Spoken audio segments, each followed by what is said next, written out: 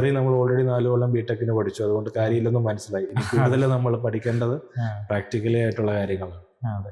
ഈ ഒരു BIM-MEP ഫീൽഡിൽ ഏറ്റവും കൂടുതൽ പൊട്ടൻഷ്യലുള്ള ഏണിംഗ് പൊട്ടൻഷ്യലുള്ള ഫീൽഡ് ഏതാണ്? അതായത് ലൈക്ക് ഇന്ത്യൻ പ്രൊജക്ട് ചെയ്യുന്നതാണോ, അല്ലെങ്കിൽ GCC European kind of project ചെയ്യുന്നതിലൂടെ ആണോ നമുക്ക് നല്ലൊരു ഏണിംഗ് പൊട്ടൻഷ്യലിലേക്ക് അല്ലെങ്കിൽ ആ കൈൻഡ് ഓഫ് റോളിലേക്ക് എത്താൻ പറ്റുക? നമുക്ക് അങ്ങനെ കമ്പയർ ചെയ്യാൻ പറ്റില്ല. GCCയും അതുപോലെ തന്നെ യൂറോപ്യൻ കൺട്രീസിലെ പ്രൊജക്ട്സ് എല്ലാം നല്ല നല്ല പ്രൊജക്ട്സ് തന്നെയാണ്. പക്ഷെ GCC പ്രൊജക്ട്സ് ചെയ്യുമ്പോൾ നമുക്ക് ഒരുപാട് എന്താ പറയാ ഓവർ ടൈമും കാര്യങ്ങളൊക്കെ ചെയ്യാനുള്ള ഒരു ഓപ്പർച്യൂണിറ്റീസ് കിട്ടും. അങ്ങനെ ചെയ്യുന്ന സമയത്ത് എന്താ പറയാ നമുക്ക് ഒരുപാട് അങ്ങനെ ഒരു ഹൈക്ക് കിട്ടാനുള്ള സാധ്യതകളുണ്ട്. അതുപോലെ തന്നെ ഓപ്പർച്യൂണിറ്റീസ് കൂടുതലും GCC പ്രൊജക്ട്സിനാണ് കൂടുതൽ വരുന്നത്. കൂടുതൽ MNCകൾ ഇന്ത്യയിലുള്ളത് ചെയ്യുന്നതും GCC പ്രൊജക്ട്സ് ആണ്.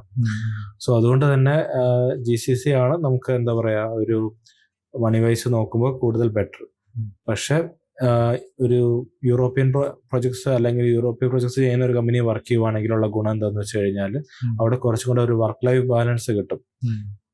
അപ്പം ഓവറായിട്ട് വർക്ക് ചെയ്യേണ്ട വരില്ല. പക്ഷെ നിങ്ങളുടെ ഒരു അതുപോലെ തന്നെ ഓവർ ടൈം എല്ലാം അവിടെ കിട്ടുന്നത് കുറവായിരിക്കും.